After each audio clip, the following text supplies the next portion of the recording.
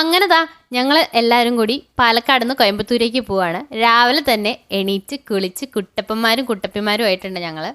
രാവിലെ ബ്രേക്ക്ഫാസ്റ്റ് കഴിക്കാതെ ഇറങ്ങിയതുകൊണ്ട് നല്ല വിശപ്പുണ്ടായിരുന്നു. അങ്ങനെ കോയമ്പത്തൂർ എത്താനായപ്പോഴത്തേക്കും ഞങ്ങളൊരു ഹോട്ടലിൽ നിർത്തി. അങ്ങനെ ആദ്യം തന്നെ ഞാനും തന്നൂട്ടി ഓടി ഉള്ളിൽ കയറി. ഞങ്ങൾ ഫസ്റ്റ് സീറ്റും പിടിച്ചു.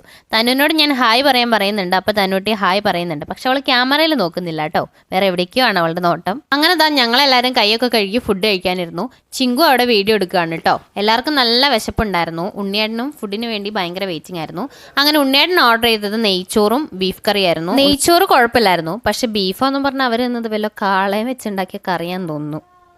ചിക്കൻ ബിരിയാണിയുടെ കാര്യം പറയാനാണെങ്കിൽ ഒന്നും പറയാനില്ല, അത്രയ്ക്ക് മോശമായിരുന്നു. ഒരു തൈരിൻ്റെ ടേസ്റ്റ് ആയിരുന്നു. അതുപോലെ തന്നെ നമുക്ക് റൈസിൻ്റെ ഫ്ലേവേഴ്സും കാര്യങ്ങളും ഒന്നും അറിയാൻ പറ്റുന്നില്ല. തൈരിൻ്റെ ടേസ്റ്റ് മാത്രം.